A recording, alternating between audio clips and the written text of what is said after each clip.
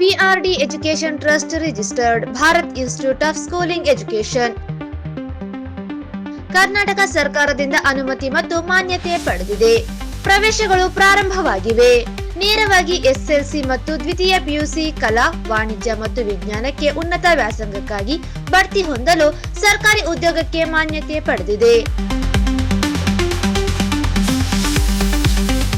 ವಿಳಾಸ: ಸ್ಟೇಷನ್ ವೃತ್ತ, Balaji complex, employment ಕಚೇರಿ ಪಕ್ಕದಲ್ಲಿ, ರಾಯಚೂರು. ಹೆಚ್ಚಿನ ಮಾಹಿತಿಗಾಗಿ ಸಂಪರ್ಕಿಸಿ 9494161776 ಹಾಗೂ 8050151776.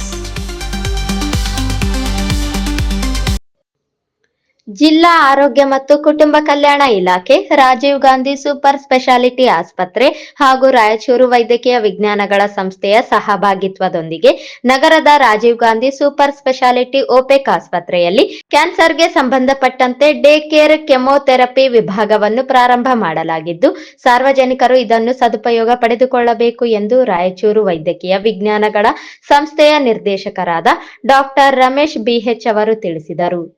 ರಿಮ್ಸ್ನಲ್ಲಿ ಜನವರಿ 10ರಂದು ಪತ್ರಿಕಾಗೋಷ್ಠಿ ನಡೆಸಿ ಮಾತನಾಡಿದ ಅವರು, Rajiv Gandhi super speciality OPEC ಆಸ್ಪತ್ರೆಯ ವಿಶೇಷ ಅಧಿಕಾರಿಗಳಾದ ಡಾಕ್ಟರ್ ರಮೇಶ್ ಸಿ ಸಾಗರ್ ಅವರು ಮಾತನಾಡಿ, ಕರ್ನಾಟಕದಲ್ಲೇ ಪ್ರಥಮವಾಗಿ ಜಿಲ್ಲಾ ಮಟ್ಟದಲ್ಲಿ ಕ್ಯಾನ್ಸರ್ ಡೇ ಕೇರ್ ಕೆಮೊಥೆರಪಿ ವಿಭಾಗವನ್ನು ನಮ್ಮ ಆಸ್ಪತ್ರೆಯಲ್ಲಿ ಪ್ರಾರಂಭ ಮಾಡುತ್ತಿರುವುದು ಸಂತಸದ ವಿಷಯವಾಗಿದೆ.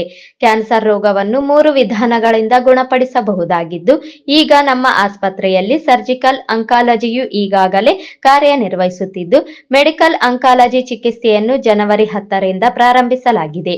ಇದನ್ನು ಸಾರ್ವಜನಿಕರು ಸದುಪಯೋಗ ಪಡಿಸಿಕೊಳ್ಳಬೇಕು. ಮುಂದಿನ ದಿನಗಳಲ್ಲಿ ರೇಡಿಯೇಷನ್ ಅಂಕಾಲಜಿ ವಿಭಾಗವನ್ನು ಪ್ರಾರಂಭಿಸುವ ಉದ್ದೇಶ ಹೊಂದಲಾಗಿದೆ ಎಂದರು.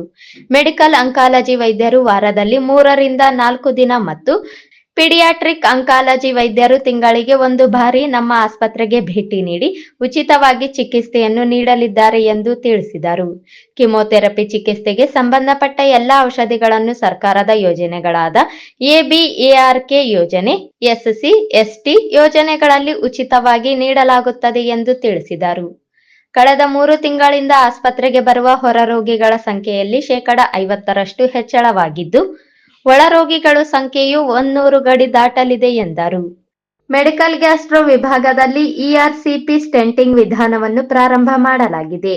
ಮುಂದುವರೆದು ಸರ್ಜಿಕಲ್ ಗ್ಯಾಸ್ಟ್ರೋ ವಿಭಾಗದಲ್ಲಿ ಲೆಪರ್ಸ್ಕೋಪಿಕ್ ಶಸ್ತ್ರಚಿಕಿತ್ಸೆ ಹಾಗೂ ಕಾರ್ಡಿಯೋಥೆರಸಿಕ್ ಸರ್ಜರಿ ಮತ್ತು ನ್ಯೂರೋ ಸರ್ಜರಿ ವಿಭಾಗಗಳನ್ನು ಮುಂದಿನ ದಿನಗಳಲ್ಲಿ ಪ್ರಾರಂಭ ಮಾಡಲು ಸರ್ಕಾರಕ್ಕೆ ಶಿಫಾರಸು ಮಾಡಿದ್ದು, ಸರ್ಕಾರದ ಅನುಮೋದನೆ ದೊರೆತ ನಂತರ ಆ ವಿಭಾಗಗಳನ್ನು ಆದಷ್ಟು ಬೇಗನೆ ಪ್ರಾರಂಭಿಸಲಾಗುವುದು ಎಂದು ತಿಳಿಸಿದರು. ರಾಜೀವ್ ಗಾಂಧಿ ಸೂಪರ್ ಸ್ಪೆಷಾಲಿಟಿ ಆಸ್ಪತ್ರೆ ಉನ್ನತೀಕರಣ ಹಾಗೂ ವಿಭಾಗವಾರು ಕೆಲವು ಹೊಸ ಡಿಪಾರ್ಟ್ಮೆಂಟ್ಗಳನ್ನ ತೆಗೆದಿರೋದ್ರಿಂದ ಹಾಗೂ ಕೆಲವು ತಜ್ಞರು ಹೊಸದಾಗಿ ಬಂದು ರಿಪೋರ್ಟ್ ಮಾಡಿರ್ತಕ್ಕಂಥ ಹೊಸ ಡಿಪಾರ್ಟ್ಮೆಂಟ್ಸ್ ಒಂದಿಗೆ ಹೊಸ ಕಾಯಿಲೆಗಳಿಗೆ ಟ್ರೀಟ್ಮೆಂಟನ್ನು ಶುರು ಮಾಡಲಾಗಿರ್ತದೆ.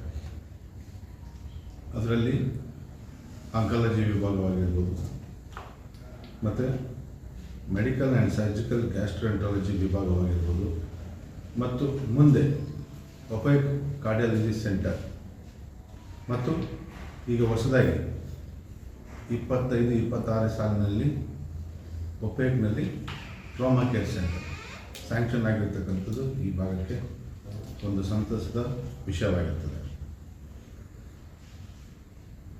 ರಾಜೀವ್ ಗಾಂಧಿ ಸೂಪರ್ ಸ್ಪೆಷಾಲಿಟಿ ಆಸ್ಪತ್ರೆ ಸಾಕಷ್ಟು ದಿನಗಳಿಂದ ಜನಗಳ ಆಸೆ, ಈ ಭಾಗದ ಹೈದರಾಬಾದ್ ಕರ್ನಾಟಕ ವಿಭಾಗದ ಆಸೆಯಂತೆ ಹಾಗೂ ಹಲವಾರು ಜನಗಳ ಹೋರಾಟದಿಂದ ಈ ಒಂದು ಉನ್ನತೀಕರಣ ಹಾಗೂ developments in all the departments regarding higher level of treatment for serious patients and ನೀಡಿ ಪೇಷಂಟ್ಸ್, ಅದರ ಬಗ್ಗೆ ಈಗ ಮಾಡುವ ಪ್ರವೃತ್ತಿಯಲ್ಲಿ ಬದಲಾವಣೆಗಳು ಬಂದಿರೋದ್ರಿಂದ ನಾವು ಈ 2-3 ತಿಂಗಳಲ್ಲಿ 30% ನಂಬರ್ ಆಫ್ ಪೇಷಂಟ್ಸ್ ಇನ್ಕ್ರೀಸ್ ಆಗಿದೆ. ನಾವು ಸೆಪ್ಟೆಂಬರ್ ಅಕ್ಟೋಬರ್ಗೆ ಹೋಲಿಸಿದ್ರೆ ಈ 3 ತಿಂಗಳಲ್ಲಿ ಓವರಾಲ್ 30-40% ಮೊದಲಿದ್ದಕ್ಕಿಂತ ಪೇಷಂಟ್ ಇನ್ಪುಟ್ ಈಗ OPD ಇಂದ ಆಯಿತು, IPD ಆಯಿತು, ಎಲ್ಲ ಪ್ರೊಸೀಜರ್ಗಳಲ್ಲಿ ಕೂಡ ಅಷ್ಟೊಂದು ಇನ್ಕ್ರೀಸ್ ಆಗಿದೆ. ಅದರ ಜೊತೆಗೆ ನಾವು ಒಂದಿಷ್ಟು ಹೊಸ ಬೆಳವಣಿಗೆಗಳು ಅಂದರೆ ಕೆಲವೊಂದು ಹೊಸ ಡಿಪಾರ್ಟ್ಮೆಂಟ್ಗಳನ್ನು ಕೂಡ ಎಸ್ಟಾಬ್ಲಿಷ್ ಮಾಡೋದರಲ್ಲಿ ಆಲೋಚನೆ ಮಾಡಿ ಅದನ್ನು ಈಗ ಮುಂದಿನ ದಿನಗಳಲ್ಲಿ ಕಾರ್ಯರೂಪಕ್ಕೆ ತರುವ ಒಂದು ಉದ್ದೇಶ ಇದೆ. ಈಗಾಗಲೇ ನಾವು ಮೆಡಿಕಲ್ ಆಂಕಾಲಜಿಸ್ಟ್ ಅಂದರೆ ಈಗ ನಾನು ಸರ್ಜಿಕಲ್ ಆಂಕಾಲಜಿಸ್ಟ್ ಆಗಿ ಕೆಲಸ ಮಾಡ್ತಾ ಇದ್ವಿ, ಆಪರೇಷನ್ ಮಾಡ್ತಾ ಇದ್ವಿ ಕ್ಯಾನ್ಸರ್ಗೆ ಸಂಬಂಧಪಟ್ಟಂಗೆ. ಆದರೆ ಮೆಡಿಕಲ್ ಆಂಕಾಲಜಿಸ್ಟ್ ಅವೈಲಬಿಲಿಟಿ ಇರಲಿಲ್ಲ, ಕೀಮೋಥೆರಪಿ ಫೆಸಿಲಿಟಿ ಗೌರ್ಮೆಂಟಲ್ಲಿ ಇರಲಿಲ್ಲ, ಫ್ರೀ ಮೆಡಿಸಿನ್ಸ್ಗಳು ಸಿಗೋ ವ್ಯವಸ್ಥೆ ಇರಲಿಲ್ಲ ಕ್ಯಾನ್ಸರ್ದು. ಈಗ ನಾವು ಒಬ್ಬರು ಮೆಡಿಕಲ್ ಆಂಕಾಲಜಿಸ್ಟ್ನ ಅವರು ನಮಗೆ ಫುಲ್ ಟೈಮ್ ಕೊಡೋಕೆ ಆಗಲ್ಲ ಅನ್ನೋ ಕಾರಣಕ್ಕೆ ಅವ್ರನ್ನ ಪಾರ್ಟ್ ಟೈಮ್ ಅಪಾಯಿಂಟ್ ಮಾಡಿದ್ವಿ. ವಾರಕ್ಕೆ 3 ದಿನ ಬಂದು ಹೋಗ್ತಾರೆ ಕನ್ಸಲ್ಟೆಂಟು ಗುಲ್ಬರ್ಗದಿಂದ. ಅವರ ಹೆಸರಲ್ಲಿ ನಾವು ಬಹಳಷ್ಟು ಕ್ಯಾನ್ಸರ್ಗೆ ಸಂಬಂಧಪಟ್ಟಂಥ ಮೆಡಿಸಿನ್ಗಳನ್ನು ಗೌರ್ಮೆಂಟಲ್ಲಿ ಇರುವಂತಹ ಯೋಜನೆಗಳ ಮುಖಾಂತರ ಫ್ರೀಯಾಗಿ ಮೆಡಿಸಿನ್ಗಳು ಕೊಡುವ ವ್ಯವಸ್ಥೆ ಮಾಡ್ತಾ ಇದ್ವಿ. ಹಾಗೆ ಗೌರ್ಮೆಂಟ್ ಯೋಜನೆಗಳಲ್ಲಿ ಬರುವಂಥ ಬಹಳಷ್ಟು ಮೆಡಿಸಿನ್ಗಳು ಕೆಲವೊಂದು ಏನಾದರೂ ಆ ಸ್ಕೀಮಲ್ಲಿ ಇಲ್ಲ ಅಂತಂದರೆ, ಆ ಸ್ಕೀಮಲ್ಲಿ ಬರೋದು ಫ್ರೀ ಚಾನ್ಸಸ್ ಇಲ್ಲ ಅಂದರೆ ಕೆಲವೊಂದು ಕಂಪನಿಗಳಿಂದ ನಾವು CSRಗೆ ಡಿಸ್ಕಷನ್ ಮಾಡಿ ಅದರಲ್ಲಿ ಏನಾದರೂ ಅವರು ಫ್ರೀಯಾಗಿ ವ್ಯವಸ್ಥೆ ಮಾಡೋಕ್ಕಾದರೆ, ಯಾಕಂದರೆ ಬಹಳಷ್ಟು ಮೆಡಿಸಿನ್ಸ್ಗಳು ಬಹಳ ಕಾಸ್ಟ್ಲಿ ಇರ್ತವೆ, ಲಕ್ಷಾಂಗಟ್ಟಲೆ ಇರ್ತವೆ. ಅಂಥದ್ದನ್ನು ಯಾವುದಾದ್ರೂ CSR ಕಂಪ್ನಿಯವರು ಕೊಡೋ ವ್ಯವಸ್ಥೆ ಮಾಡಿದ್ರೆ ಆಗಲೂ ಕೂಡ ಬಡವರಿಗೆ ಫ್ರೀ ಮಾಡೋ ವ್ಯವಸ್ಥೆ ಮಾಡ್ತಾ ಇದ್ವಿ. ಮತ್ತು ಇನ್ನೂ ಉಳಿದಿದ್ದು ಕೆಲವೊಂದು ಸ್ಕೀಮ್ಗಳಲ್ಲಿ ಅಂದರೆ ABRKಯಲ್ಲಿ ಬರುತ್ತೆ ಮತ್ತು SC/ST ಸ್ಕೀಮ್ಗಳಲ್ಲಿ ಬರುವಂಥ ನಾವು ಮೆಡಿಸಿನ್ಗಳನ್ನು ಫ್ರೀಯಾಗಿ ಕ್ಯಾನ್ಸರ್ಗೆ ಸಂಬಂಧಪಟ್ಟಂಥ ಮೆಡಿಸಿನ್ಗಳನ್ನು ಫ್ರೀಯಾಗಿ ಕೊಡುವ ಒಂದು ವ್ಯವಸ್ಥೆ ಇನ್ನು ಮೇಲೆ ಸ್ಟಾರ್ಟ್ ಆಗುತ್ತೆ. ಅದಕ್ಕೆ ಸಂಬಂಧಪಟ್ಟಂಗೆ ಆರೋಗ್ಯ ಮತ್ತು ಕುಟುಂಬ ಕಲ್ಯಾಣ ಇಲಾಖೆ ಒಳಗಡೆ ಒಂದು ಹೋದ ವರ್ಷ ಬಜೆಟಲ್ಲಿ ಅನೌನ್ಸ್ ಮಾಡಿದ ರೀತಿಯಲ್ಲಿ ಒಂದು ಪ್ರತಿ ಜಿಲ್ಲೆಯಲ್ಲಿ ಒಂದು ಕೀಮೋಥೆರಪಿ ಡೇ ಕೇರ್ ಸೆಂಟರ್ ಮಾಡಬೇಕಂತ ಮಾನ್ಯ ಮುಖ್ಯಮಂತ್ರಿ ಅವರು ಹೇಳಿದ್ರು ಅವರ ಬಜೆಟಲ್ಲಿ.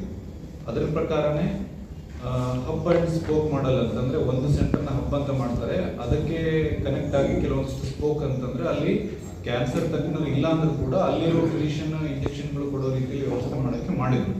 ನಾವು ಅದಕ್ಕೆ ಏನು ಮಾಡಿದ್ವಿ, ಆ ಇಡೀ ಕರ್ನಾಟಕದಲ್ಲಿ ಇನ್ನೂ ಅಲ್ಲಲ್ಲಿ ಇನ್ನೂ ಆಗ್ತಾನೆ ಇದೆ, ಅಂದ್ರೆ ಅದು ಇನ್ನೂ ಇಂಪ್ಲಿಮೆಂಟ್ ಆಗಿಲ್ಲ, ಇನ್ನೂ ಸ್ಟಾರ್ಟೇ ಆಗ್ತಾ ಇಲ್ಲ. ಆದರೆ ನಾವು ಆಲ್ರೆಡಿ ನಮ್ಮ ಜಿಲ್ಲಾಧಿಕಾರಿಗಳು ಮತ್ತು ಜಿಲ್ಲಾ ಕುಟುಂಬ ಕಲ್ಯಾಣ ಅಧಿಕಾರಿಗಳ ಒಂದು ಸಹಕಾರದಿಂದ ಬೇಗನೆ ಅಂದರೆ ವಿದಿನ್ ಸ್ಪ್ಯಾನ್ ಆಫ್ 15-20 ಡೇಸ್ ನಾವು ಅದನ್ನು ಇಂಪ್ಲಿಮೆಂಟ್ ಮಾಡ್ತಾ ಇದ್ವಿ. ಅಂದರೆ ಆ ಡೇ ಕೇರ್ ಸೆಂಟರ್ನ ನಾವು ಸ್ಟಾರ್ಟ್ ಮಾಡ್ತಾ ಇದ್ವಿ. ಅಂದರೆ ಈ ಗ್ಯಾಸ್ಟ್ರೋಎಂಟ್ರಾಲಜಿ ಸಂಬಂಧಪಟ್ಟಂಥ ಆಪರೇಷನ್ ಮಾಡೋ ವಿಭಾಗಕ್ಕೆ ಈಗ ಹೊಸದಾಗಿ ನಮ್ಮಲ್ಲಿ ಡಾಕ್ಟರ್ ಪ್ರಸಾದ್ ಅನ್ನೋರನ್ನ ನಾವು ಅಪಾಯಿಂಟ್ ಮಾಡ್ಕೊಂಡಿದ್ವಿ. ಅವರಿಂದ ನಾವು ಈಗ ಅದಕ್ಕೆ ಸಂಬಂಧಪಟ್ಟಂಥ ಲ್ಯಾಪ್ರೋಸ್ಕೋಪಿಕ್ ಆಪರೇಷನ್ಗಳು, ಈಗ ನೀವೆಲ್ಲ ಕೇಳಿದ್ರೆ laparoscopic laparoscopic gall bladder stones ಆಪರೇಷನ್ಗಳು, ಅವನ್ನೆಲ್ಲ ಕೂಡ ಇನ್ಮೇಲೆ ನಾವು ರಿಮ್ಸಲ್ಲಿ ಕೂಡ ಆಮೇಲೆ ಒಪೆಕಲ್ಲಿ ಮತ್ತು ರಿಮ್ಸಲ್ಲಿ ಫ್ರೀಯಾಗಿ ಮಾಡೋದು, ಅವರನ್ನು ನಾವು ಅಪಾಯಿಂಟ್ ಮಾಡಿದ್ದೀವಿ. ಹಾಗೆ ಮೆಡಿಕಲ್ ಗ್ಯಾಸ್ಟ್ರೋಎಂಟ್ರಾಲಜಿ ಮುಂಚೆ ಇತ್ತು, ಅದರಲ್ಲಿ 2-3 ಡಾಕ್ಟರ್ ವರ್ಕ್ ಮಾಡ್ತಾ ಇದ್ರು, ವಿಶ್ವನಾಥ್ ರೆಡ್ಡಿ ಮತ್ತು ಮಂಜುನಾಥ್ ಹಟ್ಟಿ ಅಂತ. ಅವರಿಗೆ ನಾವು ಮತ್ತೆ ಒಂದು ಹೊಸದಾಗಿ ERCP ಅಂತ ಒಂದು ಬರುತ್ತೆ, ಜಾಂಡೀಸ್ ಆದಾಗ ಸ್ಟೋನ್ ಆದಾಗ ಆ ಸ್ಟೋನ್ಗಳನ್ನು ಬಿಡಿಸ್ತಾರೆ, ಸ್ಟೆಂಟ್ ಹಾಕುವ ಒಂದು ವ್ಯವಸ್ಥೆ ERCP ಅಂತ.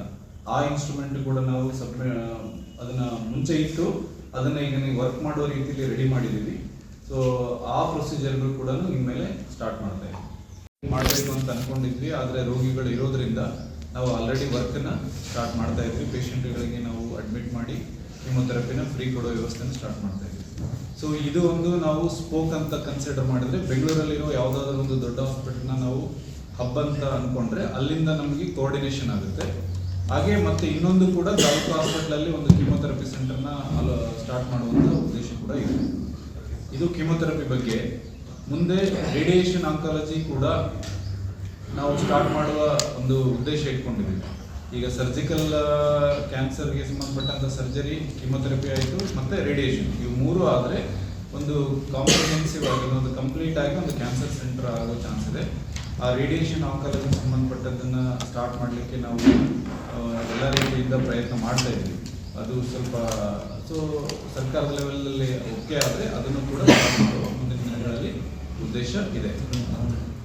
ಹಾಗೆ ಇನ್ನೂ ಒಬ್ಬರು ಪಿಡಿಯಾಟ್ರಿಕ್ ಆಂಕಾಲಜಿಸ್ಟ್, ಅಂದರೆ ಮಕ್ಕಳಿಗೆ ಕ್ಯಾನ್ಸರ್ ಬಂದಾಗ ಅವ್ರಿಗೂ ಕೂಡ ಟ್ರೀಟ್ಮೆಂಟ್ ಮಾಡೋರು ಭಾಳ ಜನ ಕಡಿಮೆ ಇರ್ತಾರೆ. ಇಡೀ ಕಂಟ್ರಿ ಒಳಗಡೆ ಬಹುಶಃ ನಾವು ಕೌಂಟ್ ಮಾಡೋಷ್ಟು ಮಟ್ಟಿಗೆ ಜನ ಇದ್ದಾರೆ, ಒಂದು 30-40 ಜನ ಇರ್ಬೋದು.